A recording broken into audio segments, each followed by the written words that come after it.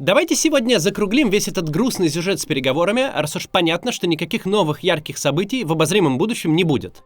И закруглим его темой, которая всякий раз прям раздражает и прямо невыносимо бесит. Когда возникает какой-то переговорный просвет, тут же вылезают многоумные аналитики и говорят: те, кто считает, что Путину нужна война ради войны, все упрощают, примитивизируют и вообще инфантильно мыслят. По версии этих экспертов, Путин уже давно выстраивает хитрую геополитическую комбинацию, тот самый истинный договорничок, который бы решил все. Но неадекватная, мол, Украина, у отдельных авторов в содружестве с неадекватной же Европой, мешает Путину и Трампу заключить друг друга в объятия джаст-бизнеса и реал-политика, где они разрулили бы дело так, чтобы все остались довольны. Давайте сегодня подискутируем с теми, кто, конечно, лучше нас понимает тайные струны мировой политики. Хотя наше предположение, что Путин воюет просто потому, что хочет, реальностью подтверждается, а их сценарии о том, как все договорятся, нет. Только прежде чем начнем, напомню. Мы регулярно проверяем способы по обходу блокировок и собираем их в инструкцию, которую вы найдете по ссылке в описании. А спонсором этой инструкции выступает MaxSwap. Они выпускают виртуальные карты, которые позволяют тратить криптовалюту как обычные деньги. Ссылка в описании.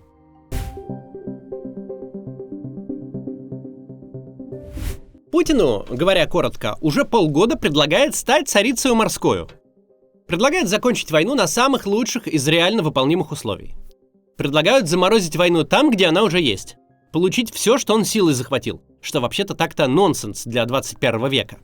В довесок к этой победе еще снятие санкций, прекращение изоляции и отзыв всех вопросов, кто эту войну вообще начал.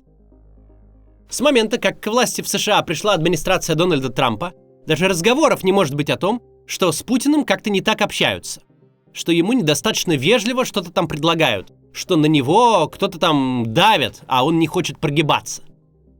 Все эти полгода Путина целуют во все места с усердием, переходящим в непристойность. Вы же помните все предыдущие аргументы, мол, Путин не заканчивает войну потому, что плохой Байден обзывает его агрессором, диктатором и убийцей, потому что все время ему хамит, загоняет его в угол и не позволяет из войны выйти, сохранив лицо. Но вот теперь есть хороший Трамп, у которого Путин не диктатор, не агрессор и вообще войны не начинал, а самый лучший в мире братан. Он ни в коем случае ни на кого не нападал, а стал жертвой обстоятельств, провокаций и интриг проклятующего Байдена. Дональд Трамп несколько месяцев публично ни на секунду не сомневался, что Путин на самом деле хочет мира, что Путину просто нужно предложить условия получше, а потом еще получше и еще. Не просто ж так люди в большинстве своем поверили, что в феврале-марте тот самый договорничок случится. Ведь если есть хоть малейшая вероятность, что человек хочет закончить войну, что он считает свое решение о ее начале ошибочным и хочет все исправить, а вопрос только в условиях, то весной был самый лучший момент, чтобы на хорошие условия согласиться. Потому что, когда такое бывало? Целый президент Соединенных Штатов за тобой бегает, лебезит, ведет задушевные телефонные беседы, готов отдать тебе все, что может, даже приблизительно не давит и не угрожает. А ты, вместо того, чтобы соглашаться, зачем-то по-прежнему пытаешься военным путем достичь того, что военным путем достичь невозможно. Тебя пытаются за волосы вытащить из войны, которая, очевидно, зашла в тупик. Американский президент с тобой обращается как отец родной и рационально старается сделать тебе хорошо. От таких предложений, тем более в той форме, в которой их делал Трамп, можно, в какой-то относительно рациональной ситуации отказаться только в одном случае. Если твои танки уже окружили столицу противника, и речь идет о капитуляции его. Только в случае, если тебе реально осталась неделя, месяц, полгода, год, и ты победишь. В рациональной логике от таких предложений можно отказываться, если они стоят на пути к какому-то реальному достижимому результату. Даже в поговорке о синице в руках предполагается, что журавль в небе хотя бы есть. Или можно предположить, что он там будет. Или может там быть. Или что журавли хотя бы существуют. Отказываться от опции поменьше, которую дают бесплатно, имеет смысл, когда есть опция побольше, которая реально достижима.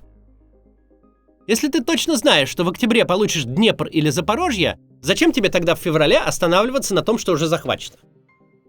А если ты знаешь, что в октябре будешь топтаться на том же месте, и что кроме очередных бесполезных руин тебе ничего не грозит, тогда не существует аргументов из реального мира, объясняющих идиотничество Путина, которое мы наблюдаем с февраля. А это именно что идиотничество. Путин не просто тянет время. Это затягивание времени сопряжено с издевательством над участниками процесса. Все эти ночные пресс-брифинги, когда весь мир 1,5 часа напряженно ждет, что скажет Путин, а тот точно знает, что не скажет ничего. Все 2-часовые разговоры с Трампом по телефону, под которые обязательно следует особо варварский удар по Украине. Они же ведутся только и исключительно для того, чтобы собеседника в очередной раз выставить кромешным простофилей.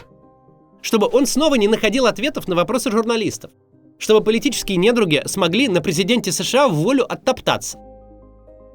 Вспомним формирование переговорной группы во главе с Мединским, например. То есть с человеком без должности, без полномочий и без статуса.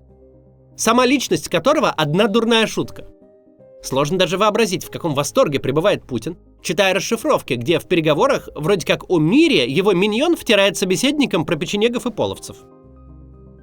Дальше еще разочек обсудим венец троллинга на высшем уровне, встречу на Аляске.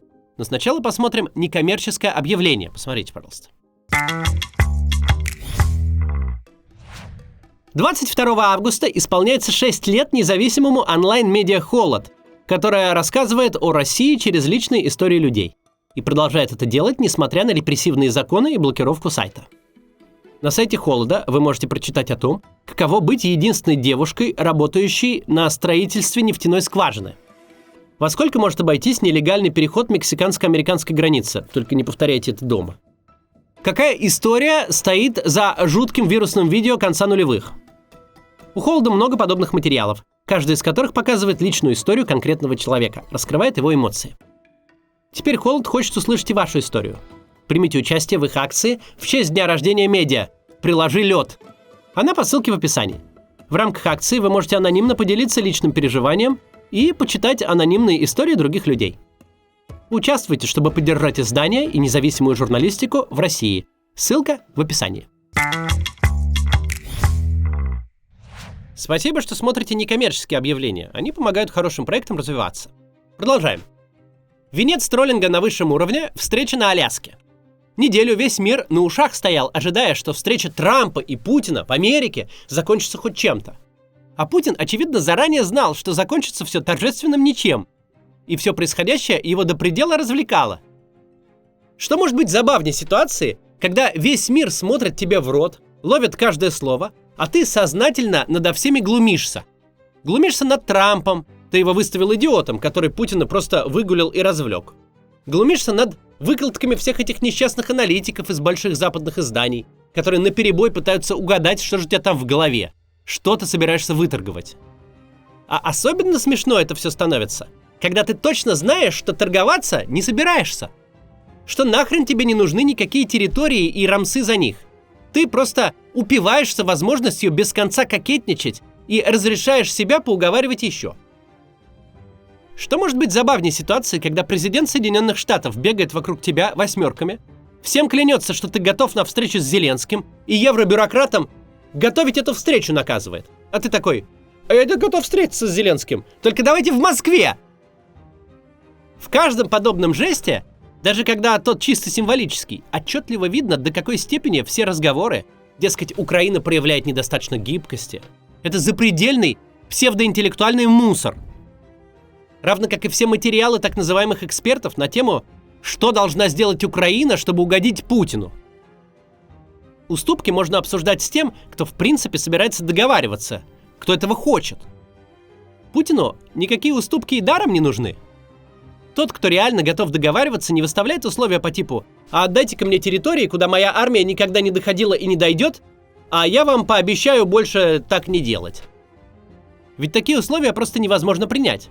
Кто бы ни был в этот момент президентом Украины, хоть Зеленский, хоть Порошенко, да хоть Медведчук, но никто не будет договариваться на условиях: отдайте мне то, что я никогда не захвачу, а я вам напишу расписку, что буду хорошо себя вести. Любое предложение Путина об уступках, на которые должна пойти Украина, как предложение Зеленскому встретиться в Москве. Все это нужно исключительно для того, чтобы переговорный сюжет не заканчивался, чтобы вывести его на очередной виток. Можно даже предположить, почему в этот раз переговоры не закончились хоть какими-то минимальными уступками. Ну типа кратковременным перемирием или перемирием в воздухе, о котором так долго сообщали источники. Весна показала, что ловить Украину на реальные уступки, которые она может делать, идея очень плохая.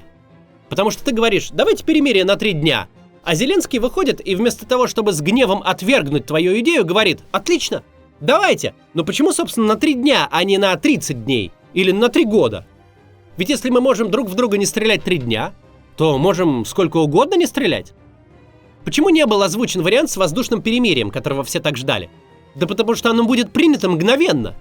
Не случится такого, что Путин предложит больше не хреначить дронами и ракетами по городам, а Зеленский встанет в позу и заявит: никакого, мол, перемирия в воздухе не будет, мне принципиально бить по НПЗ и военным аэродромам.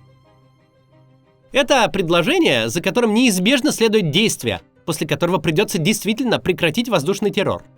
Ровно поэтому ничего подобного и нет. Путин не собирается ничего прекращать. Ни воздушный террор, ни войну в целом.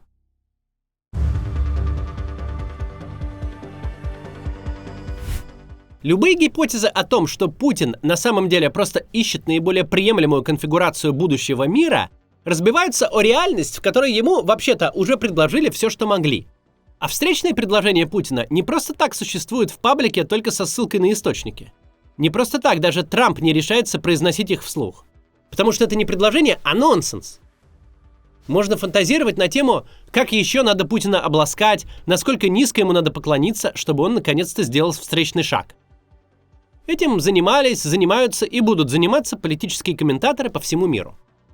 Но если просто представить, что Путину война — это комфортно, что он чувствует сейчас как никогда себя стабильно и весело, что ему нравятся все эти международные саммиты и положение, при котором весь мир носится с ним как с писаной торбой, если представить, что Путин не желает все это терять с окончанием войны, то происходящее внезапно становится весьма закономерным и логичным. Внезапно для предсказания итогов нового раунда переговоров не нужно угадывать мысли Трампа, не нужно выдумывать, что может или не может сделать Зеленский, Макрон, Мерц, кто угодно. Внезапно даже масштаб мероприятий перестает работать как оптический обман. Мы легко можем ответить, зачем нужен мир Дональду Трампу. Дональд Трамп жаждет триумфа, хочет преуспеть там, где Байден провалился, хочет Нобелевскую премию. Легко ответить, зачем мир Украине. Перестанут гибнуть граждане и разрушаться страна. Понятно, зачем нужен мир российскому правительству. У него испарится головняк с тем, что бесконечно нужно тянуть экономику в реалиях военного времени. Российской элите нужен мир, чтобы вернуться к своим виллам на красивых швейцарских озерах, а бизнесу, чтобы вернуть нормальное взаимодействие с внешними рынками. Единственный, про кого нельзя сказать чего-то подобного, это Путин. Ведь с окончанием войны он не получит ничего, кроме проблем. И заодно потеряет возможность править, отвергнув даже те приличия, которые раньше худо-бедно соблюдались. А еще, что, видимо, более важно в его случае, он утратит интерес к жизни. Перестанет в своих собственных глазах быть вершителем судеб целой планеты. Когда спустя какое-то время нас вновь будут кормить сливами и сообщениями от источников, колонками в СМИ и часовыми видеороликами с разбором хитрой игры, которую ведет Путин, когда в очередной раз посыплются многочисленные материалы о том, кто такой нехороший помешал Путину закончить все так, как он хотел, тогда на новом витке этого сюжета надо будет вспомнить одну гипотезу. Гипотеза о том, что Путин не собирается, не собирался и не соберется ничего заканчивать. Она объясняет все происходящее без выдумывания липовых мотивов, без ментальной эквилибристики очередного аналитика или эксперта. Иногда верный ответ банальней, примитивней и ужасней, чем кажется. До завтра.